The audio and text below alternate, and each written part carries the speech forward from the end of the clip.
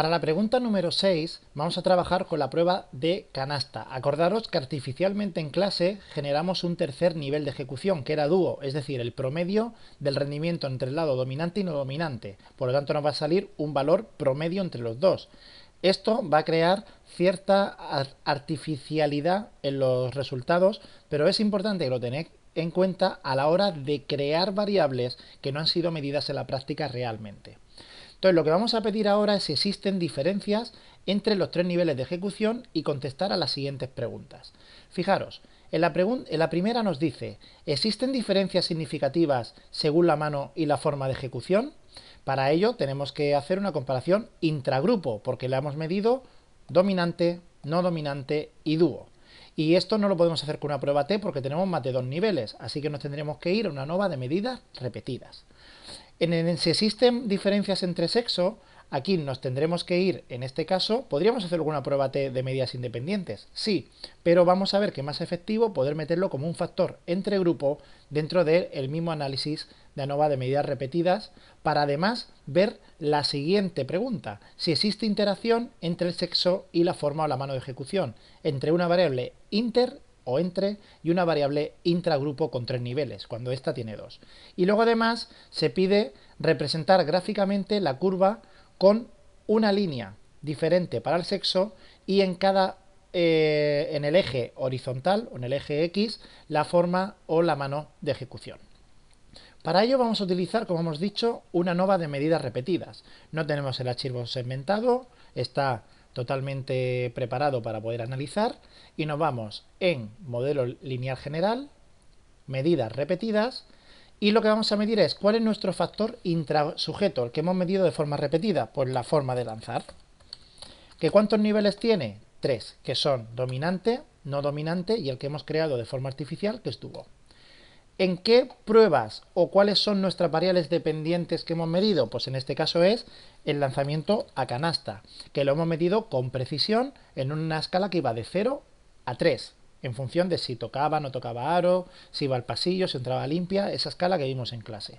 Por lo tanto, una vez que ya he definido qué he medido en cuántas situaciones, voy a meterle las variables o los valores en cada una de esas situaciones que hemos registrado.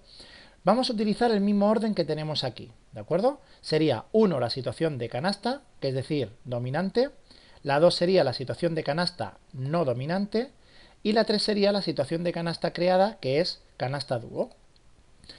Eso nos va a permitir contestar la primera de las preguntas, es decir, si hay diferencias en función de la forma de lanzar.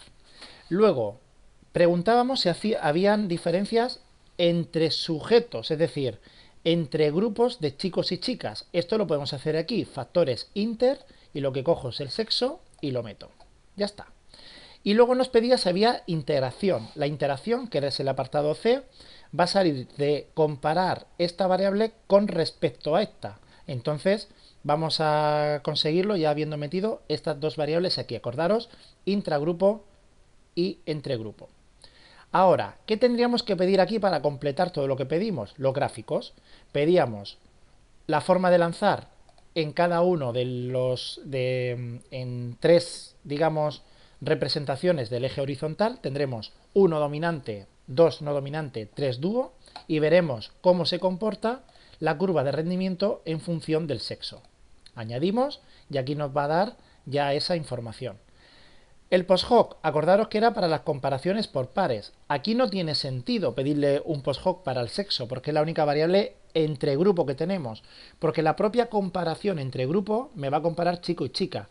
Como si hubiera más de dos niveles, entonces sí que lo pediría para ver las comparaciones por pares. En opciones, ¿qué tenemos que pedir? Aquí es interesante pedir algo. ¿Por qué?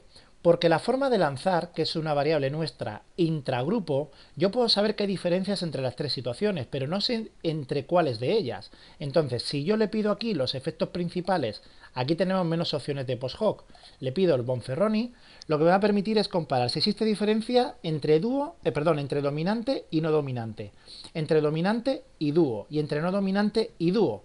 Así que vamos a poder obtener las comparaciones por pares similar a un post-hoc que hemos visto anteriormente entre grupos. Pedimos los descriptivos y la estimación del tamaño del efecto, que es el parámetro de eta al cuadrado parcial. Una vez que tenemos todo esto, le damos a aceptar y vamos a interpretar nuestros resultados. Bien.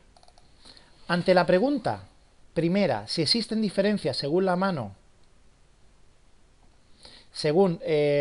o la forma de ejecución, ¿dónde nos tenemos que ir? A prueba de contraste dentro de los sujetos, esta que tenéis aquí.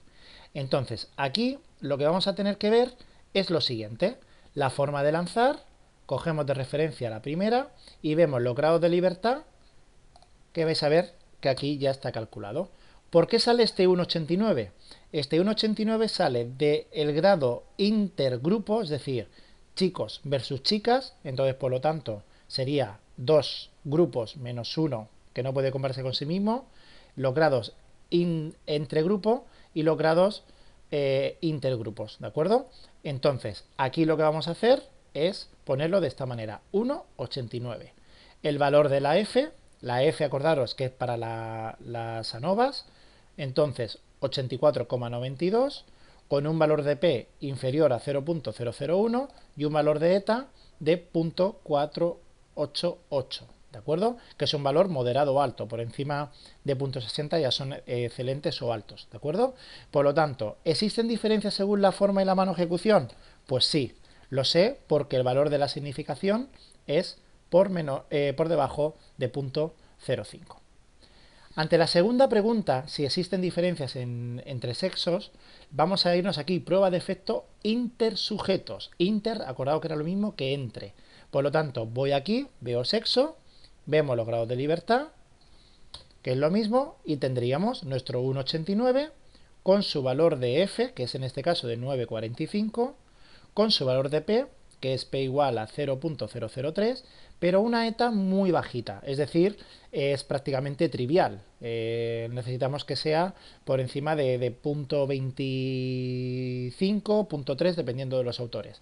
¿Eso qué quiere decir? Que aunque hay diferencias entre chicos y chicas, pues esas diferencias no son a lo mejor muy extrapolables para esta situación por muchas situaciones que hemos visto. Se ha creado de forma artificial, a diferente tamaño muestral de chicos y chicas, simplemente hay que tomarlo con cautela.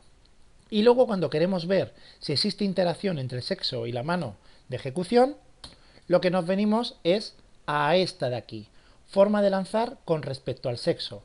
Y en este caso igual, nuestro grado de libertad los mismos, con una, en este caso F, pues prácticamente de 0, con una significación próxima a 1, fijaros, 0.99, y con una eta, es decir, de 0 también, es decir, menor de 0.001. ¿Qué significa eso?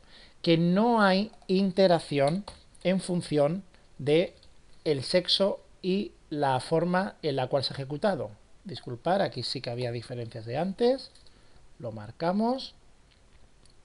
¿Y eso cómo se ve? Se ve muy bien aquí en la gráfica. Si veis, nos encontramos. Fijaros la pregunta, ¿existen diferencias según la mano? Sí, hay diferencias de aquí a aquí pierdo rendimiento, de aquí a aquí pierdo rendimiento. Es decir, en las tres situaciones que yo hago, mi rendimiento es significativamente diferente de una situación con respecto a la otra. ¿Existe diferencia en función del sexo? Pues sí, fijaros, azul, que son los hombres, tienen mayor rendimiento tanto en el dominante como en el no dominante como en el dúo con respecto al verde, que son las mujeres. Y luego, ¿existe interacción? No. ¿Por qué? Porque la forma en la cual se pierde o se gana rendimiento dependiendo de la situación es prácticamente igual en los hombres que en las mujeres, cada uno a su nivel, por lo tanto no hay interacción. Es decir, la variable intragrupo se comporta de una manera que no está influenciada en función del género. Por lo tanto, análisis de este tipo son mucho más ricos y pueden obtener mucha más información con un único análisis. ¿Qué nos quedaría ver de todo lo pedido anteriormente? La comparación por pares, que esto se ve aquí, las medias marginales estimadas, comparación por pares o por parejas, y veis que 1 con respecto a 2 hay diferencias significativas, es decir, dominante con respecto a no dominante, diferencias significativas. 1 con respecto a 3 también las hay, que es de aquí con respecto a esto. Y 2 con respecto a 3 también la hay, es decir, esto con respecto a esto. Por lo tanto, el rendimiento, las diferencias en el rendimiento generales se ven además apoyadas por las diferencias entre los pares que se han realizado.